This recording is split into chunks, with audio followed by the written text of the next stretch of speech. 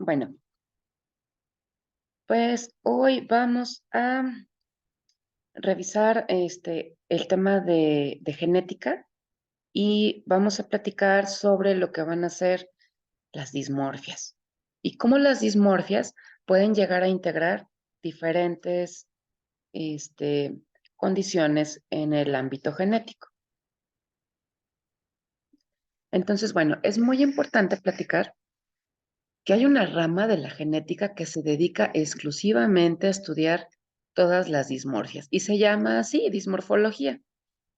Y inclusive encontré yo revistas sobre dismorfología nada más, donde hablan de cada una de las dismorfias que se pueden llegar a describir como parte de la diversidad del ser humano. Entonces, es muy importante que podamos conocer cuáles son las características regulares de las estructuras que nosotros estudiamos, en este caso cabeza y cuello, para poder identificar cuando tenemos algún caso que sea diferente de lo habitual. Y entonces vamos a llamar paciente dismórfico a aquel paciente que presenta rasgos faciales que pueden formar en su conjunto alteraciones que son diferentes de lo esperado, ¿ok? Y pueden estar asociados o no a una anomalía genética. Pensamos que cuando son nada más alguna dismorfia aislada, bueno, piensas que es algo así, nada más. Por ejemplo, que un paciente tiene una microtia, una oreja pequeñita, o, o una macrostomía, pero es lo único que hay.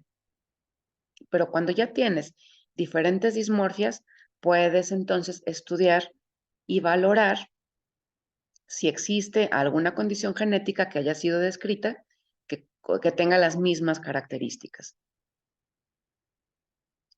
Y entonces estaríamos platicando que si ya nosotros revisamos a un paciente que tú recibiste, por ejemplo, en la clínica, y tú lo ves y dices, es que tiene características en su cara que a mí me hacen pensar que pudiera tener algún síndrome genético. Bueno, entonces, ¿qué es lo que procede? Vamos a hacer una lista de esas manifestaciones, hacer un diagnóstico presuntivo y mandarlo para valoración con el genetista, para que él determine mediante pruebas genéticas o diagnóstico clínico si efectivamente esas dismorfias que nosotros revisamos integran un síndrome como tal. Y entonces tenemos aquí dos caminos. Uno va a ser la valoración que se puede llegar a ser multidisciplinaria, la elaboración de la historia clínica del paciente, me refiero a una historia clínica médica, una exploración física del paciente. En el caso de nosotros, pues estamos hablando de una historia clínica dental, una exploración de lo que va a ser cabeza y cuello, que nos va a llevar a nosotros a un diagnóstico presuntivo. Yo sospecho que puede ser un síndrome de Moebius, porque veo que tiene una parálisis facial que es congénita. Mi paciente tiene ya 3 años, no ha, 3 años de edad. Regularmente las parálisis faciales de nacimiento se quitan a los 6 meses, entonces ya puedes pensar que es algo genético. Y entonces, pues bueno, sospechar, por ejemplo, en este caso de síndrome de Moebius, ver cuáles otros diagnósticos diferenciales pudieran ser y entonces canalizar al genetista. El genetista va a realizar pruebas genéticas que se dividen en dos grupos, lo que son las pruebas citogenéticas o también las moleculares. Puede ocupar en alguna prueba complementaria, por ejemplo, algún ultrasonido de riñón, algún otro estudio más avanzado, tomografías, etcétera, ver también cuál es su diagnóstico clínico y en base a ello elaborar un diagnóstico definitivo.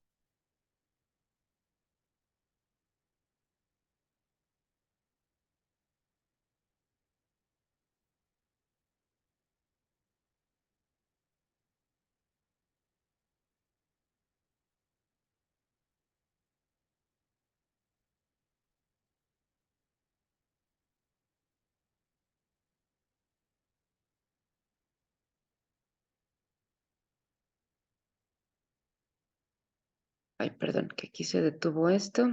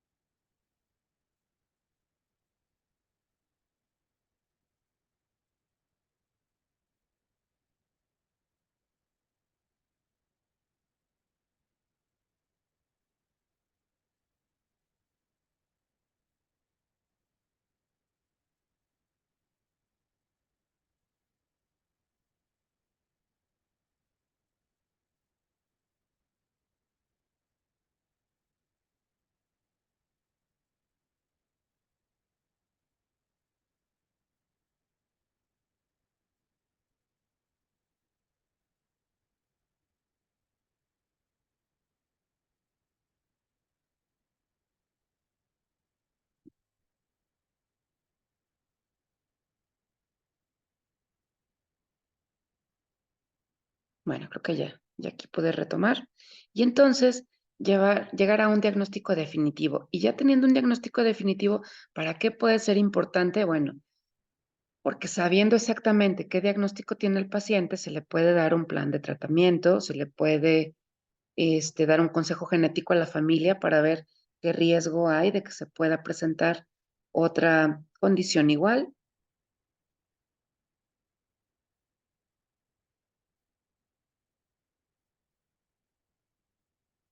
Y entonces, por ejemplo, aquí tenemos un cariotipo, que es algo de lo más común que puedes encontrar. En este caso, lo que está aquí circulado, pues bueno, es evidente, ya te hace pensar que tenemos aquí una trisomía 21. Entonces, no todos los síndromes genéticos, bueno, no todos los síndromes, para empezar, son genéticos. Hay síndromes que son metabólicos, síndromes que son epilépticos o síndromes neurológicos. Hay muchos síndromes. Entonces, cada vez que escuches el término, no quiere decir necesariamente que sea algo genético. Por otro lado, también sería importante comentar que, bueno, esta es la prueba elemental que que se trabaja para poder, este, de aquí se parte para ver si se integra algún otro diagnóstico. A veces se ocupan pruebas mucho más avanzadas. Entonces, bueno, pues la verdad es que todo depende de, de qué síndrome estamos hablando, porque cada uno se diagnostica de manera diferente. Algunos, aunque son síndromes genéticos, pues es muy curioso porque el diagnóstico a veces es nada más clínico. A veces se ocupan pruebas mucho más avanzadas, entonces es muy variable. Y bueno, aquí es importante, ¿cuál es el papel que tendría el estomatólogo pediatra entonces en un caso como estos? Bueno, pues nosotros somos médicos especialistas en todo lo que es cabeza y cuello y podemos hacer una valoración exhaustiva de manera extraoral y de manera intraoral, buscando cada una de las dismorfias de cabeza y cuello, tanto en forma como en función, y de manera intraoral, pues también son un montón de cosas, desde todas las anomalías que podemos encontrar de tamaño, de color, de forma, de número, de estructura, etcétera.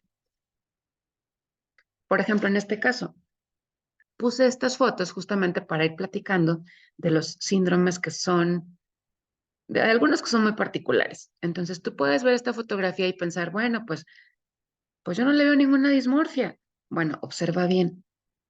Y entonces vas a ver que tiene una ligera simetría, vas a ver que cada uno de los ojos son de diferente color, vas a ver el puente nasal amplio. Y entonces esos ojos de diferente color hacen pensar en un síndrome que se llama Wanderburg. Y ese síndrome va acompañado de hipoacusia y de otras cosas más. Pero si tú ves un ojo de diferente color y el paciente tiene datos de que no escucha bien, es lo más probable es que tenga este síndrome Wanderburg, ¿ok? Y entonces ya llevaríamos a cabo los exámenes complementarios. Pero el ver y el conocer características específicas de cabeza y cuello de muchas condiciones genéticas te ayuda a determinar diagnósticos presuntivos. Por ejemplo, en este caso, aquí, si ves esa fotografía, ¿qué es lo que tú observas? Podrías decir, pues es una niña pequeña, yo no veo nada, pero si pones atención, vas a observar que tiene una facies triangular, que tiene asimetría facial, que los pabellones auriculares están de implantación baja, que las comisuras labiales están hacia abajo, que el puente nasal está amplio, que tiene un ligero exoftalmos, que la implantación de cabello está baja, que el mentón está desviado. Entonces, aquí si pones a analizarte y a llevar a cabo un análisis facial como lo sabes hacer de manera extraoral, vas a encontrar muchas alteraciones. Entonces, bueno, aquí vemos, por ejemplo, esta cara está triangular, es una cara pequeña, está asimétrica. Mira, aquí si trazamos la línea media, vamos a ver que no está igual los dos lados de la cara, tanto, híjole, en la altura de los ojos, de la sonrisa, el plano de la sonrisa está canteado, el mentón está desviado, un lado está más recto que el otro a nivel de la mandíbula. Te digo, vemos un ligero exoftalmos, pestañas largas, escleróticas con un ligero tono azul. Si hacemos aquí el análisis facial, tú ves que en la parte de atrás de la fotografía está una cadena. Esa cadena nos sirve como una referencia de un plano vertical verdadero y sobre esta se traza una línea que se desplaza y que podemos valorar la simetría entre ambos lados de la cara. Y entonces tú aquí ves que no son simétricos los dos lados. Podemos ver también, bueno, que el mentón está desviado. Esta carita, a pesar de ser triangular, también se ve dolicocéfala. Los tercios faciales, si los revisáramos, también están proporcionados. Mira, aquí con estas líneas podemos ver cómo la forma de la mandíbula es diferente del lado derecho y del lado izquierdo.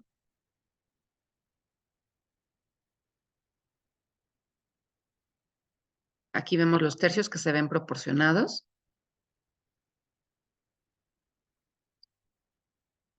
Aquí es para ver cómo está cómo están los planos, tanto, mira, en base a estas líneas podemos trazar el plano de los ojos que tendría que em, decirnos que las comisuras externas o el canto externo del ojo debería ser simétrico. Y aquí vemos que no lo es, y en la boca tampoco lo es, ya viste.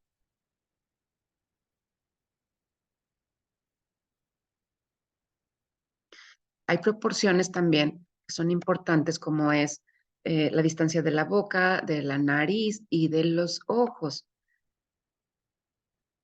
Si analizamos esta foto de perfil, vamos a ver que el labio superior se encuentra aproximadamente 3 milímetros por delante del labio inferior, el tipo de perfil que presenta la pequeña, el labio inferior en una línea que trazáramos inclinada que toque la nariz y toque el mentón, el labio inferior estaría a 0 milímetros, el ángulo nasal está a 90 grados, encontramos un escalón nasal equilibrado, un perfil convexo, que sería normal en la cara de un niño pequeño.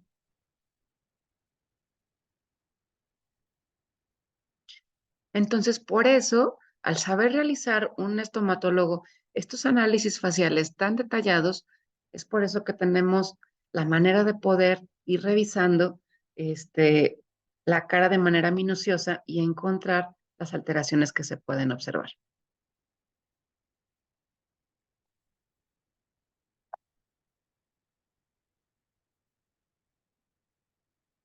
Y entonces ya puedes hacer una lista de todo lo que tú observas, tanto de manera extraoral como de manera intraoral. Aquí, por ejemplo, ¿cómo observamos la mandíbula? Bueno, aquí la mandíbula se ve con asimetría. Ya vimos que no es lo mismo de un lado que del otro. La boca tiene las comisuras este, hacia abajo, el paladar, en este caso es profundo, los dientes presentan, en esta pequeñita, presentan microdoncia y la dentición se ve normal en color y en textura. Su erupción ha llevado a un patrón normal, sin embargo, este, tiene ausencias dentales. La altura de la rama se ve reducida, el labio superior está fino y en cuanto a la alineación dental, podríamos describir que la menor presenta un apiñamiento dental. Nosotros también podemos determinar lo que corresponde a una edad ósea y a una edad dental. Entonces, aquí en este caso, la paciente en el momento del examen tenía una edad de 8 años, 6 meses como edad cronológica. Su edad ósea corresponde a 8 años. Esto lo sacamos con una radiografía carpal, midiendo la maduración de los centros de crecimiento. Y su edad ósea nos marca que tiene 8 años. Entonces quiere decir que tiene todavía potencial de crecimiento importante. Y su edad dental, sin embargo, es de 9 años y medio. Entonces nos está diciendo que no corresponde nada, ni la edad cronológica, ni la ósea, ni la dental. Bueno, eso en cuanto a lo que estamos platicando de qué podríamos determinar, qué tanto podemos observar por ser estomatólogos, pues muchísimas cosas. Ahora, en cuanto a las dismorfias, vamos a ver diferentes términos que se usan en el ámbito de la genética. Síndrome. A un síndrome se le reconoce como un conjunto de dismorfias o de anomalías congénitas que tienen una etiología que ya es conocida o es supuesta, aunque tenga cierto grado de variabilidad. Por ejemplo, yo veo una foto como esta, donde veo a una niña con una parálisis facial bilateral, donde yo veo que no puede juntar los labios porque los músculos de la cara no tienen ningún tipo de movimiento ni de expresión. Y veo, por ejemplo, o pregunto, y le pregunto a la mamá, bueno, ¿y cuando duerme, la niña puede cerrar bien sus ojos? No, doctora, tampoco los puede cerrar. Entonces, ¿en qué puedo pensar yo? En un síndrome de Moebius, ¿ok? Que es el síndrome que se relaciona con parálisis facial congénita, que puede ser unilateral o bilateral. Ahora, hay otro término que se le llama secuencia, y esto es interesante porque es diferente de un síndrome. Aquí en la secuencia nos habla de que no nada más a las manifestaciones que tenemos, sino a la causa, lo que ocasiona una situación o una malformación que va desencadenando a las siguientes. Entonces, por ejemplo, se le llama como secuencia a lo que es Pierre-Robin, ¿ok? Nada más que no tengo ahorita foto reciente y no quise poner de internet, porque todas las fotos que estoy poniendo son fotos de pacientes míos. Entonces, tengo ahorita un bebé que está en estudio para Pierre-Robin, ya después complementaremos aquí la foto. Ahora, displasia. Displasia es un término distinto y esta nos habla de una alteración de los tejidos, ¿ok? De origen tisular. Entonces, que afecta este determinado tejido con las alteraciones correspondientes. Entonces, aquí, por ejemplo, tenemos alterado todo lo que son los tejidos derivados del ectodermo, que serían qué cosas? Pues sería cabello, sería piel, sería riñones, em, glándulas sudoríparas, dientes, y no nada más el cabello de la cabeza, sino también, por ejemplo, el vello facial o el vello corporal en general. Entonces, ¿qué pasa cuando tenemos, por ejemplo, un caso como esta displasia ectodérmica hipohidrótica? Bueno, pues son niños con cabello escaso, con piel de muy mala calidad, donde podemos tener presencia de uno, dos, tres o cuatro órganos dentarios. Es muy común que tengan anodoncia casi total, tanto en dentición temporal como en dentición permanente.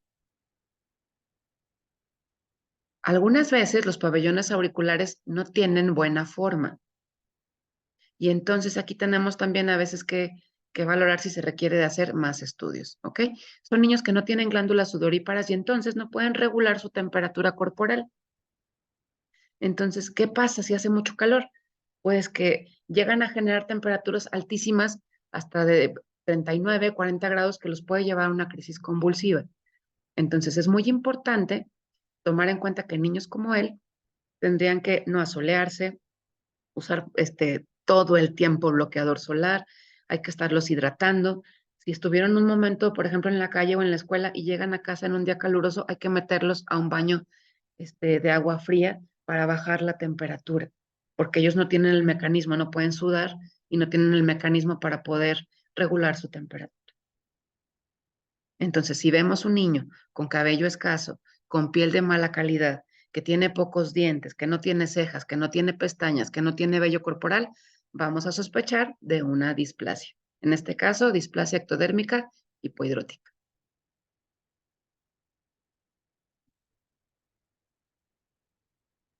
Bueno, ahora vamos a hablar de lo que son las deformaciones. La deformación es una alteración donde se producen fuerzas mecánicas que trae otras consecuencias. Entonces, por ejemplo, aquí lo que se refiere mucho es al momento del parto. Hemos visto diferentes anomalías en cráneo, pero aquí al hablar de una deformación tendría que ser un bebé que al momento de nacer, ya sea que nació por un parto natural que fue muy traumático o que se ocuparon forceps y esto deformó el tipo de cráneo, ¿ok? Entonces, aquí sería una deformación. Ahora, ¿a qué se refiere cuando hablamos de malformación? Bueno, pues es cuando tenemos una alteración en diferentes estructuras por falla de todos los mecanismos embriológicos implicados en ese desarrollo, y entonces pues son causas intrínsecas del embrión. Y aquí vamos a tener diferentes mecanismos. En este caso tenemos un niño con un síndrome que se le llama, de manera comúnmente se le llama facies silvante, y también una característica que presenta muy importante es que todos los músculos de la cara están contracturados. El nombre científico es síndrome de Freeman-Sheldon, y él no está silbando, así es su boca en reposo, con esas mejillas contracturadas, con los ojos también con un tono muscular alto, con la boca, imagínate, esa es su boca en reposo. Entonces, abrir esa boca es sumamente difícil porque no puede por el tono muscular tan alto. Y los dedos de las manos están como en aspas de molino, así, están como torcidos. Entonces, todo es porque tenemos contracturas en lo que van a ser dedos de las manos, dedos de los pies y musculatura de la cara. Evidentemente, esto va a tener consecuencias en lo que va a ser el desarrollo de los huesos de la cara y de la boca. Con esa musculatura, con ese tono muscular tan alto, los huesos, los maxilares, tanto superior como inferior, no van a poder tener un desarrollo armonioso. Otra malformación. Vamos a tener malformaciones que le llaman menores, que son diferentes dismorfias que vamos a encontrar, pero también tenemos malformaciones que se les llaman mayores, donde se requiere inclusive de llevar a cabo procedimientos quirúrgicos para poder corregir estas malformaciones. En este caso, estamos viendo una fotografía de un niño que tiene un padecimiento que se llama neurofibromatosis tipo 1, donde vemos aquí un evidente neurofibromatoma gigante en la hemifacies, del lado izquierdo, y ha crecido tantísimo el tejido de la piel, del hueso, de la musculatura, que vemos que en el caso del ojo es imposible que este niño que se llama Toñito pueda abrir el párpado. El peso de la musculatura es tan grande que vamos a ver que esa desviación de la comisura de la boca, y pues por supuesto, si esto lo estás viendo extraoral, lo mismo está intraoral. Los procesos alveolares, no va a poder masticar bien porque la oclusión pues está súper alterada. Entonces aquí a veces es necesario operar. No vas a corregir toda la forma de la cara, pero sí por lo menos, por ejemplo, para que pudiera masticar mejor, hacer alguna cirugía en boca, una remodelación ósea y también muscular, y lo mismo, por ejemplo, en el caso del ojo, aunque en general la cabeza no pueda cambiar en su totalidad. Ahora, este término espectro a mí me encanta porque es como la señal del Wi-Fi. Puede tener poquito o puede tener muchísimo. Eso es un espectro. Tú lo has escuchado cuando hablamos, por ejemplo, de trastorno de espectro autista, que un niño puede tener pues unos salpicaditos de autismo o que puede tener todas las manifestaciones en su manera más severa. Entonces, espectro se le llama a una asociación de malformaciones que no es casual, que integran un diagnóstico importante, pero que puede tener diferentes grados de presentación. En este caso, esta fotografía que estamos viendo corresponde a un niño que tiene un espectro que se le llama facio auriculovertebral, donde vamos a ver asimetría facial, macrostomía, la comisura de la boca a veces llega hasta el oído de lo grande que puede llegar a ser. En este caso no lo es porque dijimos que es espectro, entonces no lo es tan grave. Facio, aurículo, el desarrollo del pabellón auricular y del conducto auditivo, tanto externo, medio e interno, puede ni siquiera estar presente. En este caso vemos que no hay pabellón auricular, tenemos una microtia con una atresia de todo lo que es el conducto auditivo. Este niño no oye. Y también se llama facio, ya vimos de la cara, aurículo y vertebral por la columna. Es muy común, así como existen los dientes supernumerarios, también hay vértebras supernumerarias o hemivértebras. Y esto altera toda la forma y la posición de la columna vertebral. Entonces, es muy común que si tomamos una radiografía, podamos encontrar a nivel cervical presencia de hemivértebras o vértebras supernumerarias. Y bueno, malformación también, malformaciones aisladas, que como yo comentaba, Las más comunes son los pies equinovaros, las fisuras, labialveolopalatinas, displasias congénitas de cadera y sindactilias en lo que son los dedos de las manos o de los pies. Y entonces, bueno, pues aquí nada más recordando que tenemos diferentes tipos de fisuras. Pueden ser completas, incompletas, abarcar nada más labio, proceso alveolar, paladar blando, paladar duro o todo en su conjunto, que sea unilateral o bilateral. Y aquí estaríamos hablando de malformaciones aisladas que no integran ningún síndrome.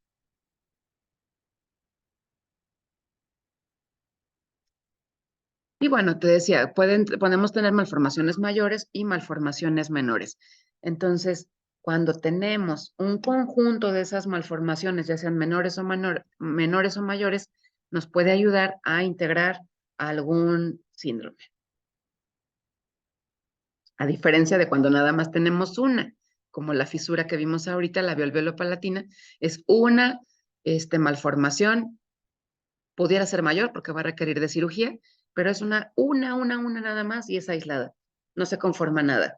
Pero si ya tenemos al mínimo 3 malformaciones o 4 o 5, ya estás pensando que ese niño tiene un diagnóstico, ya no es casualidad. Hay otra descripción que se le llaman anomalías en el campo de desarrollo. Aquí lo que vamos a ver es que hay alteraciones de origen blastogénico con un origen embrionario común, donde tenemos alteraciones de 3 hojas embrionarias de forma simultánea. En este caso tenemos una paciente con un síndrome que se llama de Goltz, donde vamos a encontrar también alteraciones de tejidos derivados de ectodermo, pero aquí es en una manera mucho más severa. Igual cabello delgado, quebradizo, escaso, de mala calidad, pero la piel tiene defectos muy, muy importantes.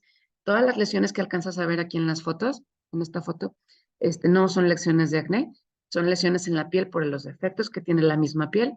Puedes ver cómo el labio inferior tiene una fisura incompleta. Yo he visto casos de síndrome de Goltz que tienen, por ejemplo, de manera intraoral, lenguas dobles y todas las malformaciones dentales de forma que te puedas imaginar, inclusive algunas que ni siquiera están descritas. También podemos ver en este caso pabellones auriculares de implantación baja. Tenemos asimetrías, una oreja está en copa, quiere decir que está como más hacia adelante y como si fuera así, una copita. La otra está con una manera más regular.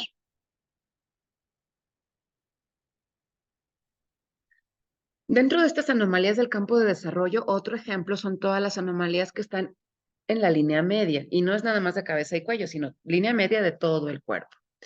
Entonces, aquí, por ejemplo, quise poner esta foto, que fue uno de los casos como más impresionantes que yo he visto, y es un síndrome de Pateau o Patau. Este síndrome, pues, no es muy compatible con la vida porque afecta todo lo que está en la línea media del cuerpo, desde cerebro, todo lo que es la respiración, los ojos. En este caso tenemos una fisura labial-velopalatina, afecta el corazón, puede llegar a afectar pulmones, todos los órganos, esófago, tráquea, todo lo que está en la línea media del cuerpo, todo lo que es lo digestivo, lo urinario, etcétera. Y entonces a veces son anomalías tan grandes que no son compatibles con la vida. Y son niños o que no se logra el embarazo o que tienen un tiempo de vida muy corto. Hay otro término que se le llama asociación, donde se, se juntan varias enfermedades. Por ejemplo, la más común es esta que se llama asociación Bacter. Ahorita tengo un niño en estudio, lo vi creo que hace 1 o 2 semanas. Y asociación Bacter quiere decir, puede ser Bacter o Bacter L. Y cada una de estas letras te habla de una enfermedad o de una alteración grave. Por ejemplo, la V son anomalías vertebrales. La A, anales, porque muchos nacen con ano imperforado. Y pues eso es algo que se tiene que operar de inmediato. La T, por ejemplo, es fístula traqueosofágica. La R te habla de las alteraciones renales y la L de las extremidades. Y bueno, vamos a ver qué podemos encontrar en los pacientes rasgos que sean concretos, ahorita que estábamos hablando de las anomalías de línea media, que pueden ser indicativos de enfermedades muy específicas. Entonces, sabemos, por ejemplo, que cuando tenemos un incisivo central único, pues se relaciona con la holoprosencefalia. Este es un caso de ese tipo, pero, aquí tenemos una alteración más grave, porque puede ir acompañada inclusive de ciclopía, o sea, la presencia de un solo ojo aquí en la línea media. En este caso no lo tenemos, la niña tiene sus dos ojos, pero ¿qué notas? Pues que no tiene nariz. Entonces, eso se ve muy impresionante. No tiene los huesos propios de la nariz, no tiene el cartílago nasal tampoco. Y la fisura que tenemos es una fisura de la línea media, que es una fisura muy rara, porque las fisuras nosotros sabemos que son unilaterales o bilaterales, y cuando es unilateral, pues es derecha o es izquierda. Sin embargo, aquí tenemos una fisura unilateral en la línea media. Entonces, bueno, aquí vemos algo muy característico y sabemos, pues obviamente que si está alterado todo lo que está en línea media en la cara, pues también tenemos holoprosencefalia. Bueno, esto es una foto de un caso que ya habíamos revisado en clases. Y esto lo tengo para poder platicar, pues, ¿cuál es la importancia? A ver, todo esto para poder llegar a un diagnóstico de un síndrome genético. ¿Para qué lo necesitamos? Es importante porque si tenemos el diagnóstico podemos saber cuál es el pronóstico, qué esperas, cuál es el riesgo de vida de esa persona, cuál es el riesgo de recurrencia. Si los papás preguntan, bueno, este es nuestro primer bebé y tuvo este síndrome y queremos saber qué riesgo tenemos de que el siguiente embarazo pueda presentar pues alguna condición parecida. También elaborar un plan de tratamiento y ver las posibles acciones preventivas, porque depende del diagnóstico, pues es cómo se puede dar la mejor calidad de vida. En este caso, la foto que vemos es una niña tiene 12 años y tiene un síndrome que se llama Cockayne, que es el síndrome de envejecimiento prematuro. Y aquí podemos ver pues una facies característica ya de una persona de la tercera edad, con una pérdida de grasa, el aumento de tamaño en los pabellones auriculares, ojos hundidos. Ya tenemos aquí lesiones en lo que son los ojos, porque así como las personas ya muy grandes llegan a perder visión y audición, pues esta niña tiene esas mismas características, no nada más a nivel anatómico, sino también a nivel fisiológico. Ya no puede caminar, está en silla de ruedas, problemas digestivos, articulares, degenerativos en todas sus formas. Entonces, bueno, pues hasta aquí vamos a dejar esta clase y continuamos el próximo jueves. Saludos.